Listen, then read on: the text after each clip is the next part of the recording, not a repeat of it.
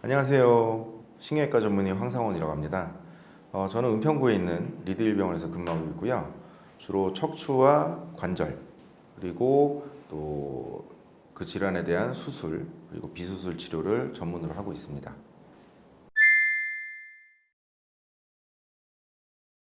척추관 협착증은 아마 많이 들어보셨을 거예요. 이게 연세가 드시면 집안에 있는 어르신들, 할머니, 할아버지들이 아마 한 둘 중에 한 분은 있을 수 있는 그런 흔한 병인데 협착이란 말은 말 그대로 좁아진 걸 얘기하는 거거든요. 그래서 척추관뿐만이 아니라 혈관도 좁아질 수 있고 그래서 이 척추관 자체가 좁아진 거를 협착증이라고 하는데 잠깐 모형을 줘보실까요? 자, 우리가 이 허리에 있는 이 기둥뼈를 척추라고 하죠. 그리고 뒤에 있는 척추를 잡아주는 후궁 이렇게 있고요. 그리고 그 사이를 지나가는 이 신경, 이걸 척수신경이라고 합니다. 그래서 이 척수신경이 지나가는 이 관을 척추관이라고 그래요. 근데 이 관이 나이가 먹을수록 점점 막히는데 그 막히는 질환을 척추관 협착증이라고 합니다. 그래서 이게 막히게 되면 주로 신경에 의한 증상이 생기는데 경추부에 막히면 경추부 척추관 협착증 그리고 요추부에 막히면 요추부 척추관 협착증이라고 합니다. 근데 주로 요추부에 많이 생기고요.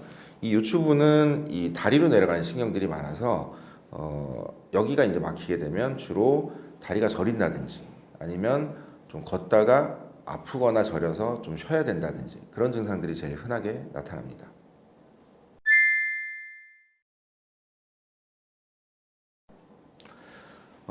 척추관 협착증은 우리가 척추관이 좁아지는 병이라고 했잖아요. 그럼 이 척추관을 봐야겠죠. 그래서 이거를 보는 방법은 MRI가 가장 정확합니다. 그래서 MRI 찍어서 이 척추관의 크기, 좁아진 정도, 그리고 좀 더 디테일하게 보면 이 각각의 신경이 어디서 좁아지는지를 보는 그런 MRI를 통해서 진단을 하시면 됩니다.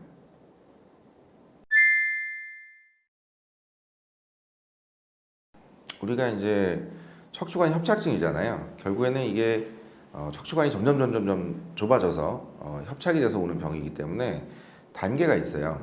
근데 보통 그 단계가 우리가 MRI에서 보는 그 면적을 가지고도 판단을 하지만 궁극적으로는 이 환자분이 가지는 불편함 그런 것들로 인해서 이제 단계를 결정하는 경우들이 많고 우리가 기본적으로 이제 처음에는 이제 척추관 협착증도 허리가 아파서 시작이 되는 경우가 제일 많고 그게 이제 점점 심해지면서 다리가 저린다든지 심하면 마비가 온다든지 그런 식으로 이루어지는데 처음에는 보통 이제 기본적으로 약을 먼저 먹어보죠. 그래서 소염제라든지 아니면 리마프로스트 같은 그 척수 신경의 혈액 순환을 촉진시키는 그런 이제 약을 먹어본다든지 아니면 우리가 요즘 많이 쓰는 그런 이제 신경 계통의 약들을 좀 쓴다든지 그런 약들로 먼저 먹어보고 그래도 안 나으면 우리가 이제 신경 주사, 차단 주사라고 하죠. 그래서 우리가 그 협착이 된 부위에 직접 약을 밀어 넣어서 신경의 염증을 완화시키거나 그 신경이 좀 기능을 좀 회복시킬 수 있는 그런 치료들을 하고 있습니다.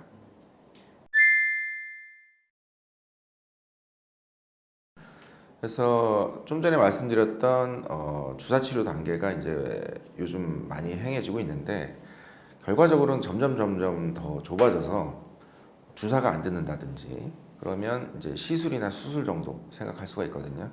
우리가 시술은 째지 않고 뭔가 이제 집어넣어서 카테터나 아니면 간단한 기구들을 집어넣어서 넓힐 수 있는 요즘 나오는 풍선 확장이라든지 아니면 고주파로 특정 부분을 쪼그라뜨려서 관을 좀 넓혀준다든지 그런 방법들이 있지만 실질적으로 협착 부위가 많이 큰 경우에는 어쩔 수 없이 수술을 해야 되는 경우들이 많아요. 그래서 많이 막혔다. 근데 그거를 이제 환자분들이 수술을 싫어하니까 이거 좀 손 안 대고 뚫어주세요. 근데 그 자라난 게 뼈라든지 인대라든지 이런 게 딱딱해져서 만든 거면 우리가 어쩔 수 없이 이제 수술을 해야 되는 경우가 생기죠. 그리고 마비까지 온다면. 그래서 수술을 하면 이제 크게 두 가지가 있는데 일단 막힌 건 뚫어줘야겠죠. 그거를 이제 감압술이라고 그래요. 감압술이라고 그러고 옛날에는 우리가 이제 눈으로 직접 보면서 이만큼 째가지고 하는 그런 이제 고식적인 감압술 수술이 있었다면 한 30년 정도 그때 이제 현미경이 이제 좋은 게 나와서 이제 현미경 미세 현미경 감압술 그렇게 해서 약간 조그맣게 째고 수술하는 그런 방법이 나왔고 요즘은 이제 한 10년 정도 된 것 같아요. 10년 정도 사이에 그 내시경을 갖고 감압술을 수술하는 방법들이 또 개발이 돼서 요즘은 이제 내시경 감압술을 많이 하고 있죠. 근데 우리가 감압술을 하게 되면 일부 뼈를 좀 깎아야 되거든요. 깎게 되면 약간 그 기둥이 우리 척추의 기둥이 조금 흔들린다든지 좀 불안정해지는 경우가 있어요. 그래서 그런 경우에는 어쩔 수 없이 고정을 해야 되는 수가 있거든요. 기둥에 우리가 그 뭐 목조 건물 같은 경우도 못을 박거나 뭐 철조 보강을 해가지고 하는 것처럼 이 척추도 나사못으로 고정을 해야 되는 경우가 있어요. 그래서 그런 경우는 어쩔 수 없이 기구를 삽입하고 좀 더 크게 수술을 해야 되는 경우가 있어요. 근데 예전에는 이만큼 째가지고 벌려서 들어가는 가운데 중앙을 째서 하는 수술이 각광받았다면 요즘은 그렇게 잘 안 하고 뭐 아까 말씀드렸던 내시경이나 아니면 요만큼 째가지고 기구만 삽입하는 그런 간단하게 하는 고정술도 많이 나와 있습니다.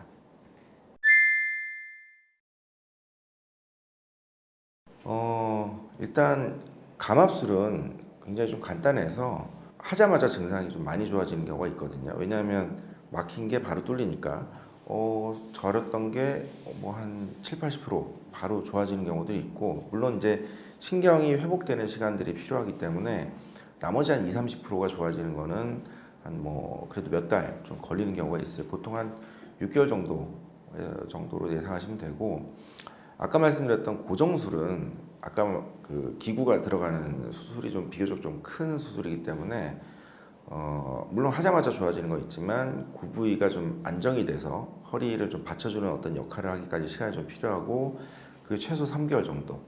그래서 뭐 어떤 직장을 다니시거나 이럴 때는 3개월 정도 좀 쉬시는 게 좋습니다. 이렇게 좀 말씀을 드리고 좀 더 길면 더 좋죠. 그래서 고정술 같은 경우에는 조금 더 회복 기간이 좀 더 필요하다 이렇게 이해하시면 되겠습니다.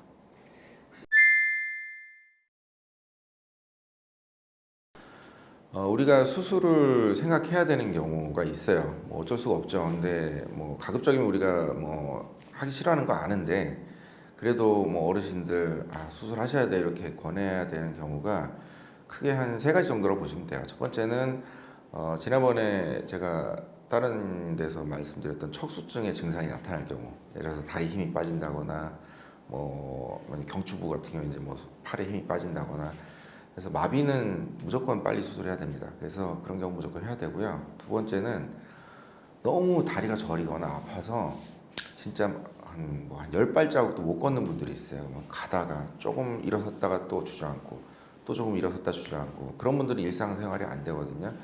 근데 그런 분들은 아픈 것도 아픈 건데 마음이 아파요. 나는 자식들이랑 밥 한 번 뭐 외식하고 싶은데 아니면 뭐 친구들이랑 가서 뭐 동네 한 바퀴 좀 돌고 싶은데 근데 걷질 못하니까 계속 집에 앉아서 뭐 TV만 보고 또 앉아 있다 보니까 또 더 병이 심해지고 그래서 어떤 이런 일상생활에 좀 많이 제약을 주는 뭐 걷지 못할 정도의 어떤 증상이 있다면 그때는 수술을 하시는 게 낫겠다 그렇게 생각이 들고요. 지금 보편적으로 많이 이루어지는 치료가 이제 주사 치료예요. 뭐 신경 차단 주사라든지 프롤로 치료라든지 여러 가지가 있는데 그걸로 많이 좋아지세요. 많이 좋아지는데 그걸로 안 듣는 경우가 있어요. 뭐 도저히 이거는 뭐 약도 안 듣고 주사도 안 듣고 그럼 꽉 막혔다는 얘기거든요. 그때는 해야죠. 그래서 크게 한 이 세 가지 정도로 생각하시면 되겠습니다.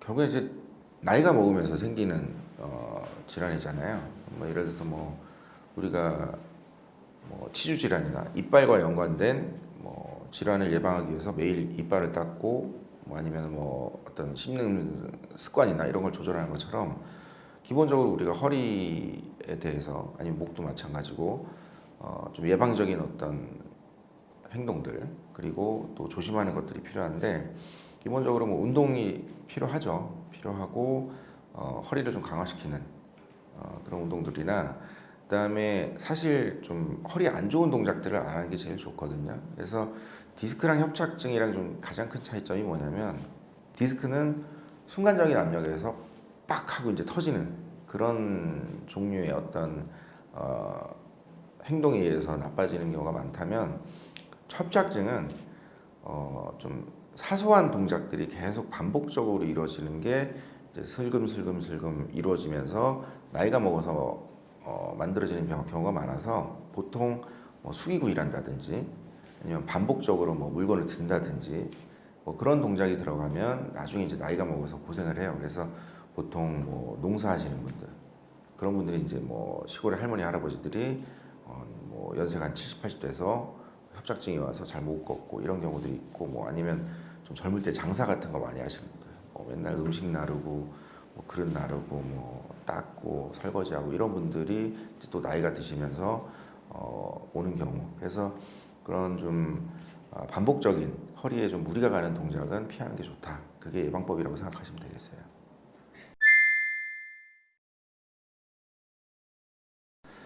이게 어떤 병에 대해서 자, 척추관 협착증이면 누구는 뭐 침 맞고 나왔어, 누구는 주사 맞고 나왔어, 누구는 수술하고 나왔어. 이 종류가 굉장히 많거든요.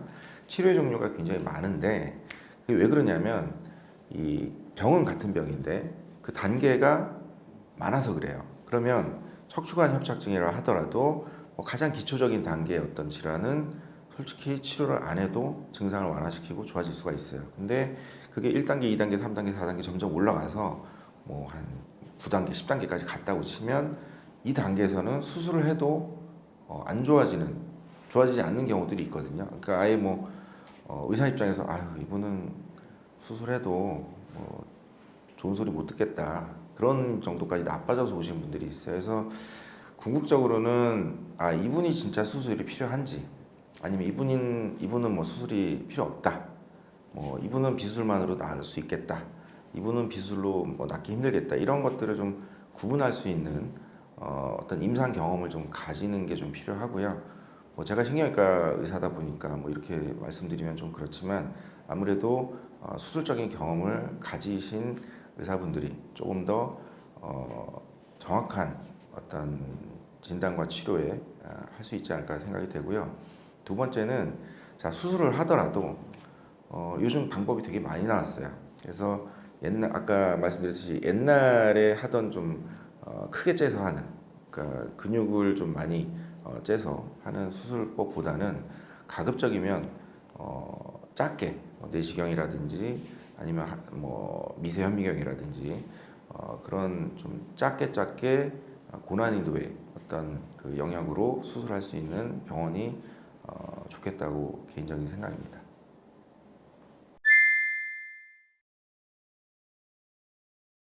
척추는 한 번 째면 끝나는 게 아니고요. 한 번 망가지면 끝나는 거예요. 좀 죄송스러운 얘기지만 허리는 무조건 아껴 써야 됩니다. 한 번 아프기 시작하면 계속 아파요. 수술을 해도 아프고요. 안 해도 아프고요.